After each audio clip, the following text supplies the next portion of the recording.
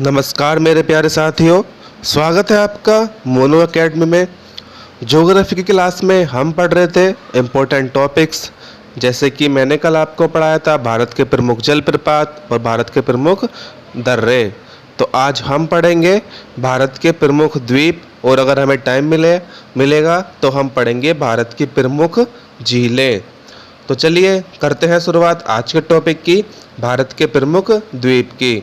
और यदि आप मेरे चैनल पर नए हैं तो मैं अपने बारे में बता दूं, मैंने बीटेक मैकेनिकल इंजीनियरिंग से की है और पोस्ट ग्रेजुएशन में हिस्ट्री, और मैं असिस्टेंट कमांडेंट के इंटरव्यू तक गया हूं।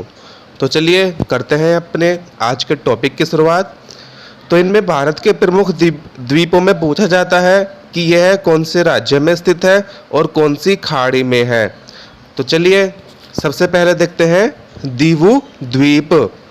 दीवू द्वीप काठियावाड़ प्रायद्वीप के दक्षिण में खंबात की खाड़ी में है, और यह दमन एवं दीव केंद्र शासित क्षेत्र का भाग है। तो मैं पहले आपको चित्र दिखा देता हूँ, आप जिससे देखकर यानी कि भारत के डायग्राम को देखकर आप देख सकते हैं कि खंबात की खाड़ी कहाँ पर है और यह कहाँ पर स्थित है। जैसे कि आप सभी जानते हैं, दादर नगर हवेली और दमन दीव को दोनों को मर्ज कर दिया गया है, और अब ये दोनों एक ही केंद्र शासित प्रदेश हैं। पहले दादर नगर हवेली और दमन दीव अलग अलग केंद्र शासित भाग थे, लेकिन अब दादर नगर हवेली और दमन दीव को एक ही केंद्र शासित प्रदेश बना दिया गया है। इसके बाद बचेर द्वीप, यह मुंबई के समीप स्थित है। और फिर सेलसेट द्वीप, इस पर मुंबई महानगर एवं ठाणे महानगर का क्षेत्र स्थित है। मैं आपको ऐसे ऐसे द्वीप बताने वाला हूँ जिनके आपने नाम भी नहीं सुने होंगे, लेकिन आपको पढ़ने में मज़ा आने वाला है पूरी तरीके से। तो सेलसेट कहाँ पर है? इस पर मुंबई महानगर एवं ठाणे महानगर का क्षेत्र स्थित है। फिर एलिफेंटा द्वीप, यह मुंबई के पूर्व में स्थित है। अभी हम जो भारत का पश्चिमी क्षेत्र है ना, उसके द्वीपों की बात कर रहे हैं। जैसे कि आप भारत के मैप में देख सकते हैं, मैंने नोट कर रखा है, जैसे कि पहला 1 2 3 4, हम 4 तक आ गए एलिफेंटा द्वीप तक। उसके बाद 5वां है मुनरो, यह केरल के अष्टमुड़ी झील के समीप स्थित है। आप देख सकते हैं भारत के मानचित्र में 5वें नंबर पर केरल के निकट, कहाँ पर? अष्टमुड़ी झील के समीप। फिर है वेलिंगटन द्वीप। वेलिंगटन तो कई बार पूछा गया है। यह केरल के वेम्बनाड द्वीप के समीप है, और यहाँ पर नौसेना का केंद्र भी है। फिर रामेश्वरम द्वीप, रामेश्वरम का नाम तो सभी ने सुना होगा। यह तमिलनाडु मन्नार की खाड़ी में स्थित है, और यह हिंदुओं का प्रमुख तीर्थ स्थल भी है और 4 धाम यात्रा का महत्वपूर्ण स्थान है। तो प्यारे साथियों, भारत के प्रमुख 4 धाम कौन कौन से हैं? जैसे कि पहला है पुरी, उड़ीसा में है। पुरी उड़ीसा, बद्रीनाथ उत्तराखंड, और रामेश्वरम तमिलनाडु, और द्वारका गुजरात। ये चारों के चारों शंकराचार्य जी ने स्थापित किए थे। फिर है पंबन द्वीप, यह श्रीलंका के स्थल खंड से नज़दीक है, और इस पर धनुषकोडी द्वीप स्थित है। फिर श्रीहरिकोटा, श्रीहरिकोटा तो आपने कई बार नाम सुना होगा, क्योंकि इसरो से सैटेलाइट लॉन्च वगैरह होती रहती है यहाँ से। यह आंध्र प्रदेश के तट पर स्थित है। फिर फोक द्वीप, यह आंध्र प्रदेश के काकीनाडा में है, और यह गोदावरी नदी का उत्तरी बिंदु है। फिर व्हीलर द्वीप, व्हीलर, इसका नाम चेंज होकर अब अब्दुल कलाम द्वीप हो गया है, और यह उड़ीसा के निकट स्थित है, और इस पर चांदीपुर स्थित है, और यहाँ से हमारी मिसाइल परीक्षण की जाती है। श्रीहरिकोटा में इसरो का केंद्र स्थित है, और व्हीलर द्वीप से यानी कि अब्दुल कलाम द्वीप से यहाँ से मिसाइल परीक्षण की जाती हैं। फिर न्यू मूरे द्वीप, यह इंडिया एवं बांग्लादेश के बीच बंगाल की खाड़ी में स्थित है। उसके बाद आता है सागर द्वीप। सागर द्वीप हमारा पश्चिम बंगाल तट के निकट बंगाल की खाड़ी में गंगा द्वारा निर्मित है। फिर अब आते हैं हम अंडमान निकोबार के द्वीप समूह के बारे में, क्योंकि ये भी बहुत सारे द्वीप समूह का भाग है ना भाई। अंडमान निकोबार हो गया, या फिर इधर लक्षद्वीप हो गया, तो हम इनके बारे में पढ़ेंगे। तो सबसे पहले नारकोंडम, यह उत्तरी अंडमान के पूरब में है, और इस पर मृत ज्वालामुखी है। कौन सा, नारकोंडम। फिर लैंडफॉल, यह उत्तरी अंडमान का उत्तरोत्तम बिंदु है और इस पर विभिन्न प्रकार के जीव जंतु एवं वनस्पति पाए जाते हैं। यानी कि जो अंडमान निकोबार है ना, अंडमान अलग हो गया ऊपर और निकोबार नीचे, तो उसमें भी अंडमान द्वीप समूह में लैंडफॉल द्वीप के सबसे उत्तर में यह बिंदु स्थित है। कौन सा, लैंडफॉल। फिर लघु अंडमान, लघु अंडमान क्या है, अंडमान समूह का सबसे दक्षिण में है। कौन सा, लघु अंडमान।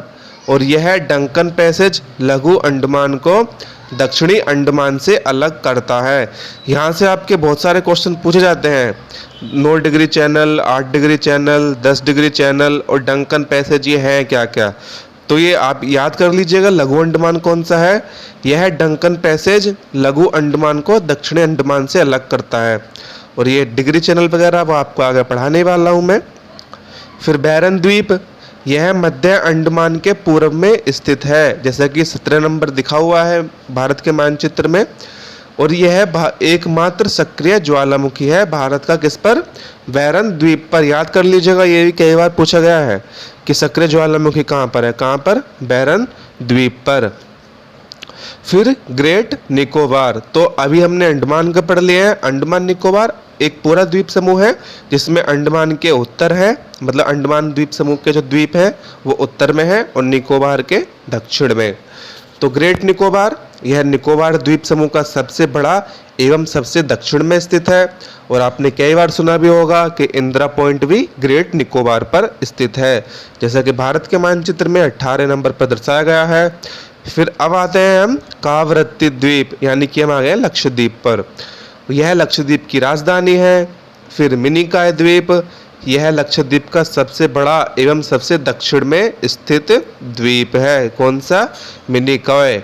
फिर अमनदीवी, अमनदेवी क्या है, लक्षद्वीप का सबसे उत्तर में स्थित है, सबसे उत्तर में स्थित द्वीप समूह है। फिर मजुली द्वीप, मजुली द्वीप भी आपने पढ़ा होगा कि यह असम में ब्रह्मपुत्र नदी के मार्ग में स्थित ब्रह्मपुत्र नदी द्वारा बनाया गया द्वीप है।